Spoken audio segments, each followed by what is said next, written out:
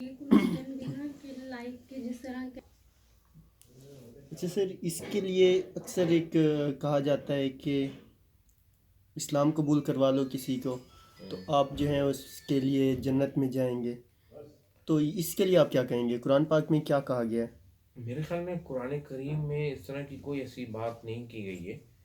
وہ البتہ اتنی بات ضرور کرتا ہے کہ جب تم تبلیغ کرو تو وہ حکمت کے ساتھ ہو. جی ٹھیک ہے، وہ دانائی کے ساتھ ہو جی اور وہ جبر کے ساتھ نہ ہو، جی اور اپنی بات کہہ کے جو ہے نا وہ اس کو سوچنے کا موقع دو. جی اس پر کسی قسم کا کوئی دباؤ نہیں ڈالنا چاہیے. جی ٹھیک ہے، تو قرآن کریم تو اس بارے میں کہتے ہیں جو کنورٹ کرنے والا ہے اس کے بارے میں کوئی اجر میرے نہیں سمجھتا کہ قرآن کریم میں کوئی اس طرح کی بات ہے کہ وہ جنت میں چلا جائے. کیونکہ ایک اس کے لیے ایک کچھ پوائنٹس تو یہ بن سکتے ہیں جی کہ اس کی مارک شیٹ میں کچھ چیزیں ایڈ ہو جائیں، جی مگر اس کی وجہ سے وہ جنت میں چلا جائے ایسا قرآن کریم کی جو مین تھیم ہے اس کے خلاف ہے. جی قرآن کریم تو یہ کہتا ہے کہ ہر انسان اپنے عمل کی بدولت جو ہے نا وہ جنت میں جائے گا، اس کی نیکیاں جو ہے نا وہ زیادہ ہوں گی، وہ جنت میں جائے گا.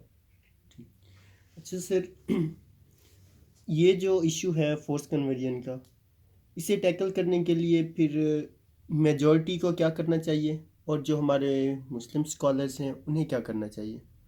ہمیں میرے خیال میں سب سے پہلے جو ہے نا وہ اسلام کی جو ایک صحیح تصویر ہے نا جی وہ پیش کرنی چاہیے. جی اور اسلام کی صحیح تصویر جو ہے وہ اپنے اخلاق سے، جی کہ آپ کا اخلاق کیسا ہے. آپ کے اخلاق ایسے ہونے چاہیے کہ لوگ آپ سے آ کے سوال کریں کہ آخر آپ کون سے مذہب کے ماننے والے ہیں کہ جس کے اندر یہ ساری چیزیں سکھائی گئی ہیں. جی اس آپ کے اندر ایثار کا جذبہ ہو، آپ کے اندر قربانی کا جذبہ ہو، آپ سچ بولنے والے ہوں، جی آپ جو ہے آپ کے اندر جو ہے نا وہ لوگوں کے بارے میں محبت ہو، جی لو ہو، کمپیشن ہو، لوگوں کے بارے میں نفرت نہ ہو. جو اسلام سے دور ہیں یا جو مسلمان نہیں ہیں ان کے بارے میں زیادہ محبت ہونی چاہیے جی کہ بھئی کہ میں ان کو اسلام کے قریب کس طریقے سے لاؤں. جی قرآن کریم تو یہ کہتا ہے کہ ایسے طبقے کو اسلام سے قریب لانے کے لیے جو ہے نا آپ زکوٰۃ کا استعمال بھی کر سکتے ہیں، مؤلفۃ قلوبہم، تالیف قلب کے لیے ان کو آپ تحفے دیں، تحائف دیں. جی تو یہ حسن اخلاق اور اس طرح کی چیزیں جو ہے نا وہ کرنی چاہیے. دوستی کرنی چاہیے، ان کی بات سننی چاہیے، ان کو اپنے یہاں کھانے پہ بلانا چاہیے، ان کے ساتھ کھانا پینا چاہیے، جی اور ان کی بات بھی سننا چاہیے کہ آخر وہ مذہب کو کس نظر سے دیکھتے ہیں. جی تو یہ جو جبری ہے یہ تو کسی طریقے سے بھی جو ہے نا وہ خود قرآن کریم کے جو ہے وہ خلاف ہے.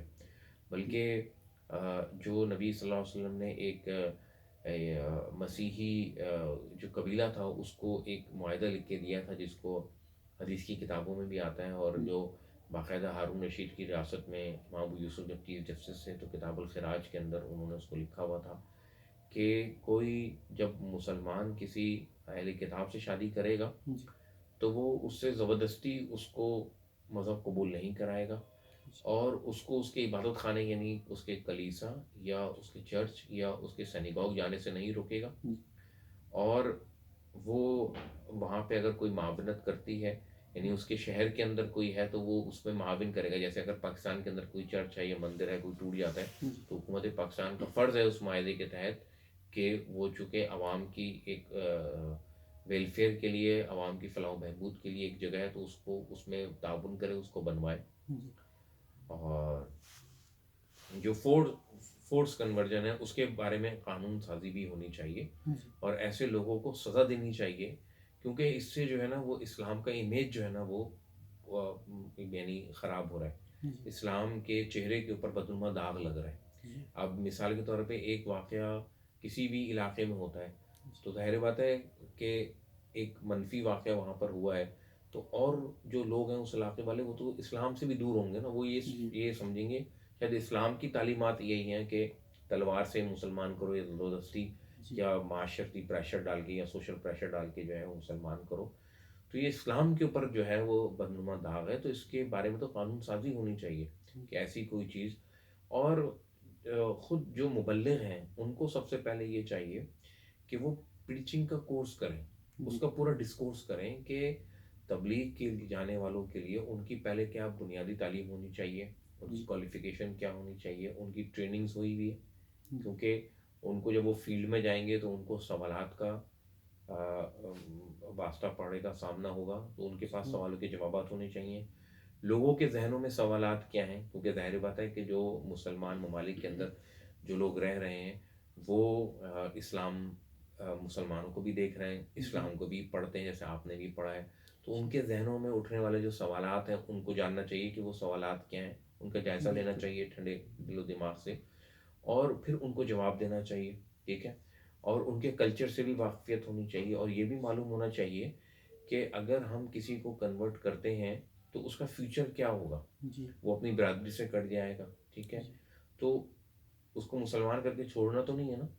آخر اب اس کی شادی کا کیا ہوگا، اس کے مستقبل کا کیا ہوگا، اس کے کاروبار کا کیا ہوگا. وہ علاقے والے اس کو بالکل اپنے یہاں سے نکال دیں گے، وہ نکو بن جائے گا. یہ بالکل ایسا ہے. صورتحال کو سمجھنے کے لیے میں مسلمانوں کو یہ مثال دیتا ہوں کہ آپ کے علاقے میں فرض کیجیے کوئی مسیح ہو جاتا ہے، یا کوئی ہندو ہو جاتا ہے، یا کوئی سکھ ہو جاتا ہے، یا کوئی یہودی ہو جاتا ہے، تو آپ کا سلوک اس کے ساتھ کیا ہوگا.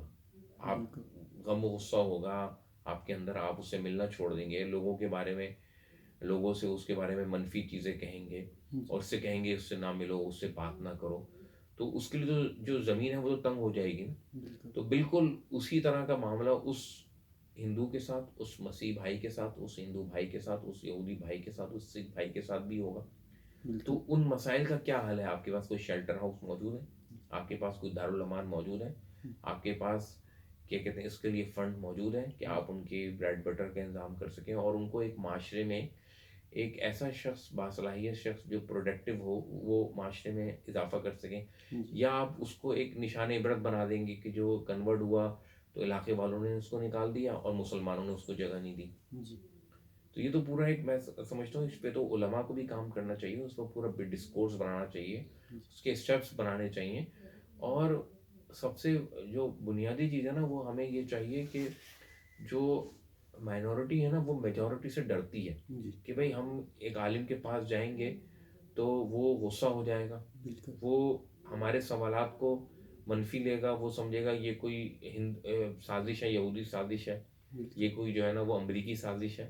تو اس کو اس تناظر میں نہ لیا جائے. کوئی ہندو جاتا ہے تو اس کو یہ نہ سمجھا جائے کہ یہ کوئی انڈیا کا ایجنٹ بن کر آیا ہے اور یہ ایسے سوالات کر رہا ہے.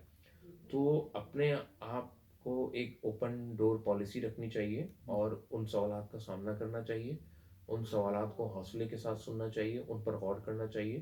اگر ان کے جوابات نہیں ہیں تو اس کے لیے ٹائم لے لینا چاہیے. اس کی کتابیں ہیں، غور و فکر کی جائے. ضروری نہیں ہے آپ فوری امیجیٹلی اس بات کا جواب دیں، آپ اس پر ٹائم لے لیں. اس میں آپ کی بھی لرننگ ہوگی، اور آپ کا جو ایک روب اور دبدبہ ہے نا کہ جی ہم ہی ہم ہیں، ہمارے علاوہ کوئی نہیں ہے، اور یہ جو ایک رعونت ہے، ایک جو ہے وہ ایک فخری انداز ہے، یہ ایک تکبر ہے کہ جی ہم ہی جو ہے وہ اس دنیا میں جینے کا حق رکھتے ہیں اور جنت ہمارے لیے بنی ہے. اس رویے کو تھوڑا سا اب محدود کریں، اس کو ذرا دبائیں، اس کو ختم کرنے کی کوشش کریں. کہ جب آپ یہ سوچتے ہیں تو آپ جو ہے نا وہ آپ اپنے آپ کو، اپنے کانوں کو بند کر لیتے ہیں حق بات سننے کے لیے، اپنے دماغ کو بند کر لیتے ہیں کسی نئی بات کی آمد کے لیے. تو ہو سکتا ہے ہم کسی جگہ میجورٹی غلط ہو، یہ بھی بہت ممکن ہے. اور میجورٹی کو یہ بات غور کرنی چاہیے کہ دیکھیں جو میجورٹی ہے وہ سوچ سمجھ کے مسلمان نہیں ہوئی ہے، وہ بائی برتھ ہے، وہ پیدا ہی مسلمان ہوئی ہے. تو اس ہندو کا کیا قصور ہے، اس مسیح کا کیا قصور ہے، اس یہودی کا کیا قصور ہے، اس سکھ کا کیا قصور ہے جو اس گھرانے میں پیدا ہوا. تو آپ کو تو انسانی سطح پر جو ہے نا معاملات اس سے کرنے چاہیے.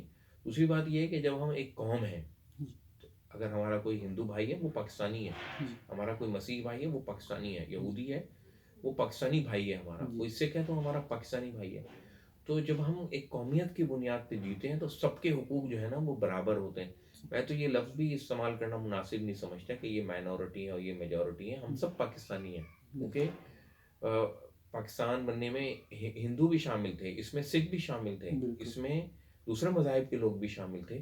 ہم سمجھتے ہیں کہ جی صرف ہم نے ہی پاکستان بنایا ہے تو اس پہ ہمارا حق ہے. قائد اعظم کے خطبے کے اندر یہاں پہ ہر ایک کو برابر کے حقوق حاصل ہوں گے، اور ہر ایک کو آزادی ہوگی. کوئی چرچ جانا چاہے چرچ جا سکتا ہے، جو مسجد جانا چاہے وہ مسجد جا سکتا ہے. تو ہمیں اس رویے کو جو ہے نا وہ ذرا سا تنگ کرنا ہوگا. اپنے ارد گرد جو ہم نے ایک ایک جو ہے وہ ایک جھوٹا جو ہے ایک جو ہے وہ ایک خول چڑھایا ہوا ہے نا، جی